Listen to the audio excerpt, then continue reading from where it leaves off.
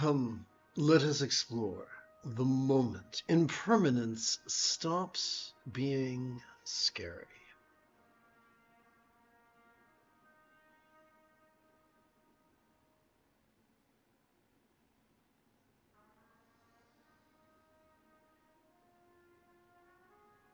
At the bottom of every human brain is a region that could be described as our amygdala. It is the seat not only of aggression, but of anxiety. It is a crucial component of our survival mechanism, and it has kept us and other complex life forms alive for many millions of years.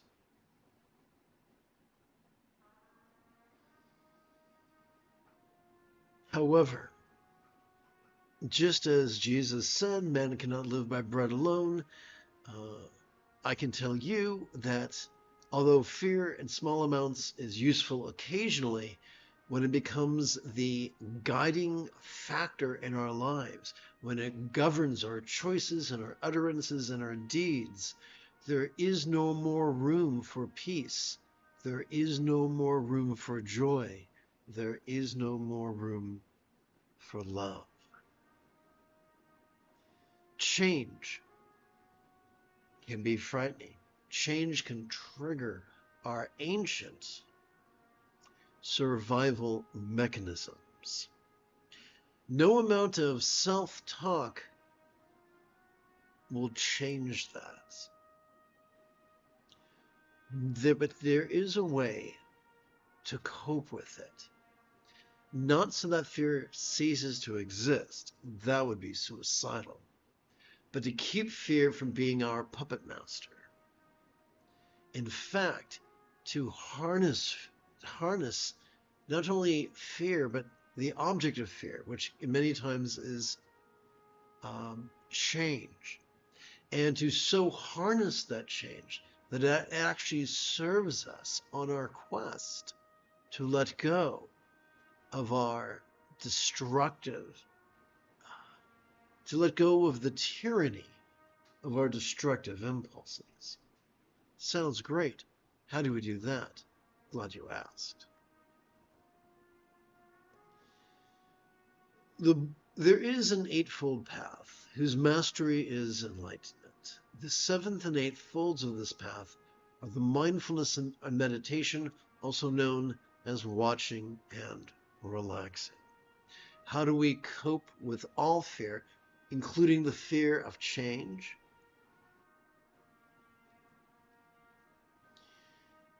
As we inhale, allow me to rephrase that. We practice mindfulness. And how do we do that? Every time we notice air entering our nostrils, we silently and mentally recite the verb watch. Who cares? You care. You see, every time we inhale, whether we know it or not, we wind up accessing the middle bit of our spinal cord, which functions as the core of the sympathetic aspect of our autonomic nervous system. It has evolved to help us to vulnerably, passively, viscerally, randomly, and fleetingly notice anything that might scare us. Scary perceptions, scary emotions, scary intentions, scary thoughts, scary memories, scary fantasies. It has evolved to help us to notice anything that could change, sights that could change, sounds that could change, sensations that can change, flavors that could change, scents that could change, emotions, intentions, thoughts that could change, memories and fantasies that could change. It has evolved to help us to notice all manner of phenomena, from the external to the internal, from the physical to the mental, from the pleasurable to the painful, from the interesting to the boring, from the convenient to the arduous, from the glorious to the grotesque. But that's not enough. Just because we notice the fear Doesn't mean it's going to stop controlling us. Doesn't mean it's going to stop pulling our puppet strings. What else can we do? Well, we can meditate. You see, well, how do we do that? The key to meditation is to silently and mentally recite the verb rest every time we feel air exit our nostrils. Do we do this 24/7? Of course not. You do it when you sit down to meditate, maybe once every 12 hours or so. You see, every time we exhale, whether we know it or not, we have evolved to automatically access both the tippy top as well as the very bottom of that same spinal cord. These two regions, working as a team, function as the core of the parasympathetic aspect of our autonomic nervous system. It has evolved to help us to rest during each exhalation to such a degree that which we watched during the previous inhalation could fleetingly feel less stressful, less permanent, less defining, i.e. not us, not ourselves, and as non-graspable as a vast, empty void. It seems that a simile is only as useful as it is relatable. Therefore, we must ask the question, what is a real-world example of a non-graspable vast empty void? How about the illusion of the infinite azure sky on a bright and beautiful cloudless morn, which although could look tantalizing to the eye, could feel non-graspable to the hand. And so simply by watching, by sitting and breathing and watching and resting, although we still feel fear, it controls us less and less and less. Simply by sitting and breathing and watching and resting, not only does it calm the anxiety and aggression of our amygdala, but it gently stimulates our anterior cingulate gyrus, the hub of our mirror neurons, the seat of empathy. Simply by sitting and breathing and watching and resting. Not only does it calm our fear, but it frees us from the illusion of solidity and permanence. The fear that whispers in our ear, telling us that this physical pain will last forever, and this emotional pain will last forever, and this circumstantial injustice will last forever. But nothing lasts forever, and everything changes. All of us sees change. We see the changing of the seasons. With the passing of the seasons, we see the impermanence of quarter. With the rising and the setting, with the waxing and the waning of the moon, we see the impermanence of a month. With the rising and the setting of the sun, we see the impermanence of a day. Even now, we can rest our fingertips upon our chest. We could feel it swell. We could feel it sink.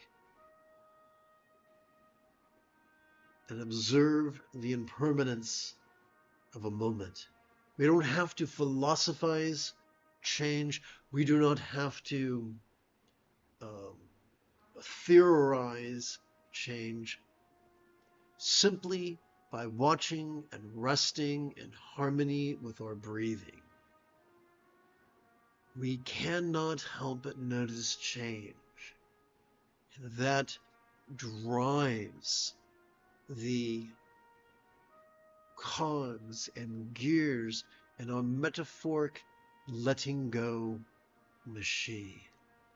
This is known, philosophers refer to this as right view, and it is the first fold of the Buddha's Eightfold Path.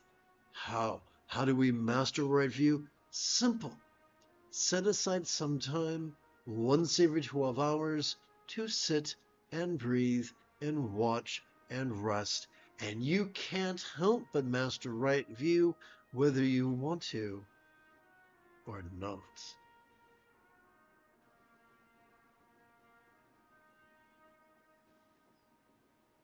So, quick like a Betty, I'm going to, here's what we're going to do. I'm going to tap button 3. This is the Dzogchen Semdai Lama Jigme Gyatso of the Buddha Joy Meditation School.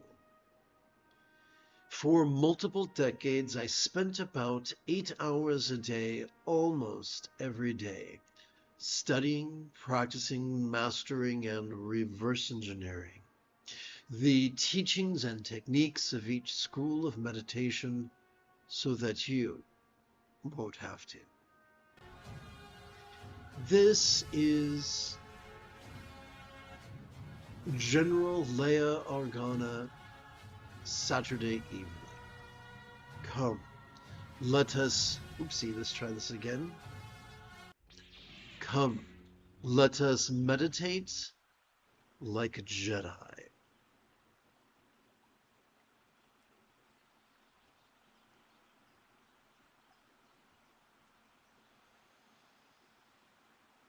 I'm going to take a moment to check for questions.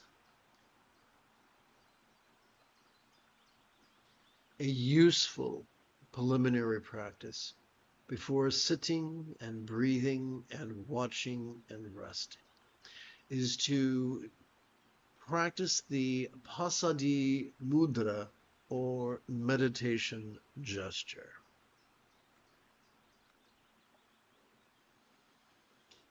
Doing so is as simple as using the tip of our left index finger to support the lower knuckle of our right index finger. Oh, look at this. I think I got a problem. There we go. Palms up in our lap. There are many benefits to working with this gesture. It gently invites our real or imagined subtle energies to coalesce at our crown. Number 2, it helps us to cope when we feel like we are on the precipice of melting down. 3, at night when we lay down, it helps us fall asleep. 4, eventually when death inevitably comes for us, and it'll help us to pass on peacefully. And 5, it helps us to count our first of 13 single repetitions. What's a repetition? Repetition is when we silently and mentally recite the verb watch as we passively notice air enter our nostrils, and then silently and mentally recite the verb rest as we passively notice air exit our nostrils.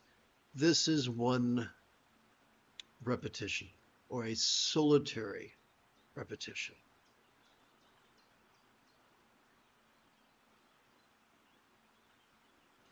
How are we going to keep track of our next dozen repetitions? Simple. First, I'm going to adjust the camera to turn me into a type of Kilroy. Let us bring our attention to our right hand. The moment we feel ourselves breathing in, let us advance our right thumb across our fingers, beginning with our right little finger's lower set of creases, progressing until we come to our right index finger's higher set of creases. Together, let us practice this right now as a team.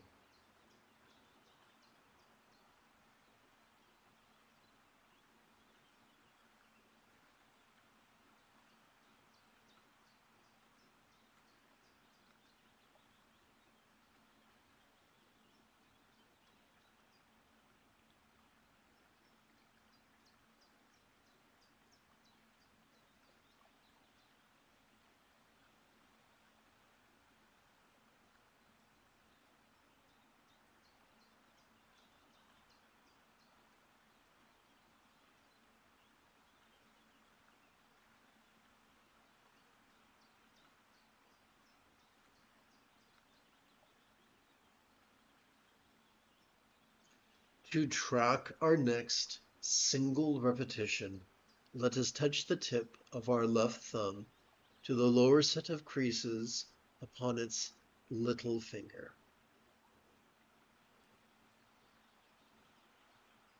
To count our next dozen repetitions, let us return to our right hand.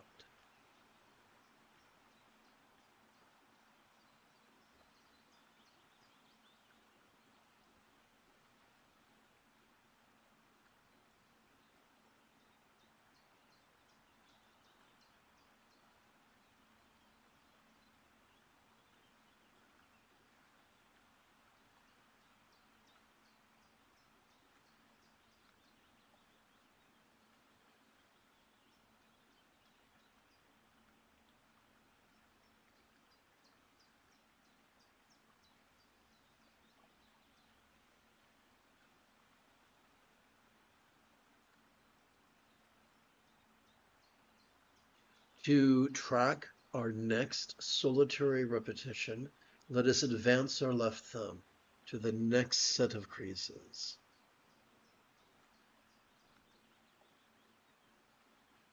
And now that you know how to basically track 13 solitary repetitions and 13 sets of a dozen repetitions each, let us rest our hands, palms up in our lap.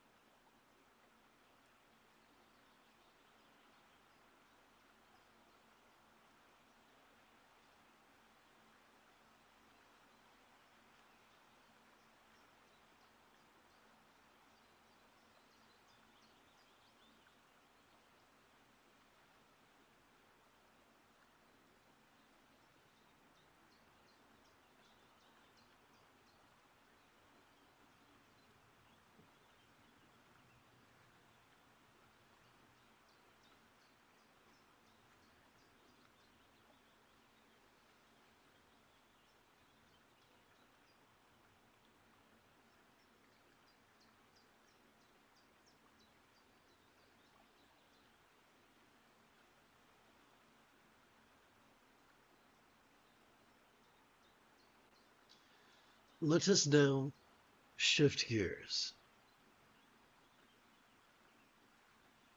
We'll be gently inviting our real or imagined subtle energies to coalesce in our chest. We'll replace the verb watch with the verb feel. Every time we passively notice our chest swelling with breath, we will silently and mentally recite the verb feel. Every time we feel our chest subtly sink as gently we exhale, we will silently and mentally recite the verb rest.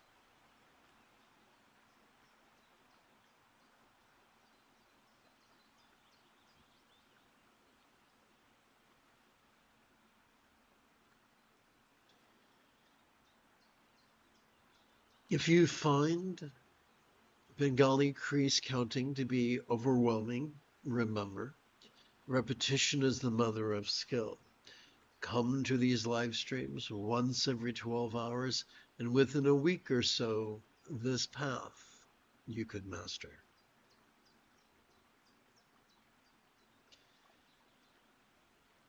Exactly as before, only this time, instead of working with our left index finger, we shall work with our left middle finger.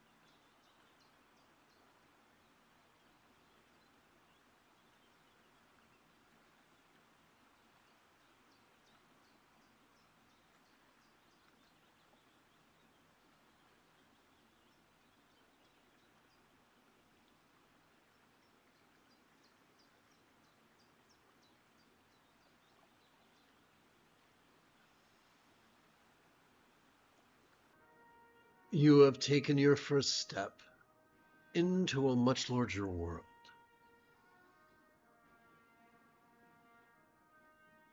If you feel that I have earned it, you could give this live stream a thumbs up. You could even help support this channel. For Meditate Like a Jedi is made possible thanks to the generosity of viewers just like you. In approximately 11 1/4 hours, I would very much like to return to lead tomorrow's dawn practice of Meditate Like a Jedi.